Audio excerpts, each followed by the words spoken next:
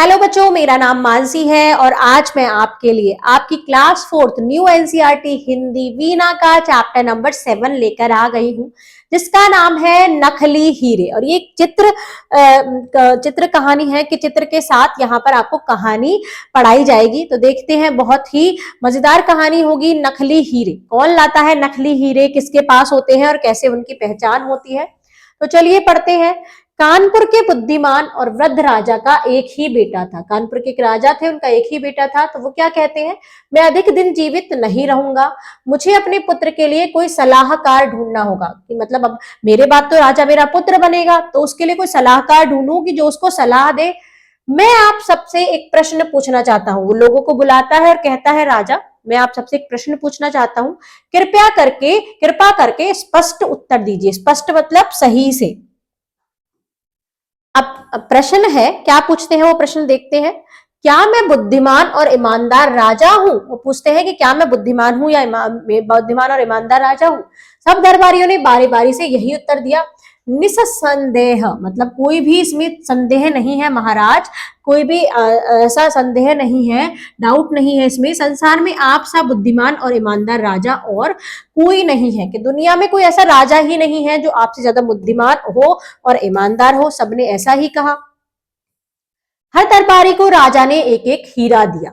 सब किसी को ऐसा बोलने पर एक एक हीरा पकड़ा दिया। आपके उत्तर के लिए धन्यवाद, उनको थैंक यू बोला और एक एक हीरा पकड़ा दिया। सब दरबारी प्रसन्न होकर चले गए, पर एक दरबारी चुपचाप एक कोने में खड़ा रहा। वो कुछ नहीं बोला। आप चुप क्यों हो? आप चुप क्यों है? आपका उत्तर क्या है? आपने उत्तर नहीं दिया, आपका उत्तर क्या है, आप भी बताओ। अब वो कहता है महाराज से, महाराज दूसरे ने तो आपको प्रसन्न करने वाले उत्तर दिए, जिससे आप खुश हो जाओ, ऐसा उत्तर दिया कि आप अच्छे हो, ईमानदार हो। पर क्षमा कीजिएगा, मेरा उत्तर वैसा नहीं है। वो लालची नहीं था, उसे हीरा नहीं चाहिए था। उसने अपना उत्तर क्या बोला कि मेरा ये उत्तर नहीं है, फिर भी हम सुनना चाहते हैं। क्या उत्तर है तुम्हारा, हम ये सुनना चाहते हैं। इसमें कोई संदेह नहीं है, वो कहता है जो एक व्यक्ति था, इसमें कोई संदेह नहीं है कि महाराज आप बुद्धिमान और ईमानदार हैं। कि मतलब आप बुद्धिमान भी हैं और आप ईमानदार भी हैं, इसमें कोई संदेह नहीं है। पर आपसे भी श्रेष्ठ राजा हो चुके हैं, और जो बुद्धिमत्ता और ईमानदारी में आपसे बढ़ चढ़कर थे। कि आपसे भी अच्छे राजा ऐसे थे कि जो आपसे ज्यादा बुद्धिमान थे और ईमानदार थे। तो दुनिया में आपके जैसा राजा हो नहीं सकता, ऐसा कहना गलत था। जिन लोगों ने कहा कि ऐसा कोई राजा ही नहीं है पूरी दुनिया में। अब राजा बोले, हमें आपका उत्तर सुनकर बहुत प्रसन्नता हुई, यह लो आपका हीरा। मतलब मुझे भी आपका उत्तर भी अच्छा लगा, ये रहा आपका हीरा। अगली सुबह काननपुर के सारे दरबारी दरबार में वापस आए। सारे दरबारी आ गए वापस। और क्या हुआ, महाराज हमने इन हीरो की जांच जौहरी से करवाई। वो हीरा लेकर आए और उन्होंने कहा हमने इन हीरो की जांच जौहरी से करवाई, मतलब सुनार से करवाई। पता चला कि सारे हीरे तो नकली हैं, जो हमें आपने हीरे दिए वो तो नकली थे। आपने हमारे साथ ऐसा क्यों किया महाराज? मतलब वो पूछते कि आपने हमें नकली हीरे क्यों दिए, हमने तो सही उत्तर दिया था, ना तो देते ही नहीं, नकली क्यों दिए। अब वो कहता है, महाराज जी कहते हैं, ठहरिए मैं समझाता हूं। आप सबने मेरे प्रश्न का झूठा उत्तर दिया, इसलिए हीरे भी आपको नकली दिए गए। क्योंकि झूठा उत्तर था इसलिए हीरे नकली थे।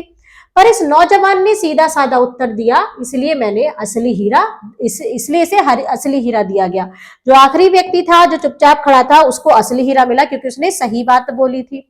और मेरे बाद यही मेरे बेटे का विश्वस्त सलाहकार रहेगा। यही मेरे बेटे का सलाहकार बनेगा, क्योंकि इसने सच बोलने की हिम्मत रखी, राजा की चापलूसी नहीं कही कि बल्कि सच बोला। और सारे सब देखते रह गए, सब चुप रह गए।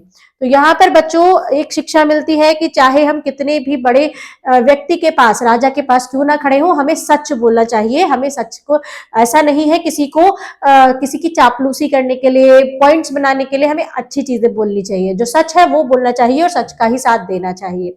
यहाँ पर चैप्टर होता है कंप्लीट। मिलते हैं नेक्स्ट वीडियो में नए चैप्टर के साथ। तब तक के लिए bye bye and thank you.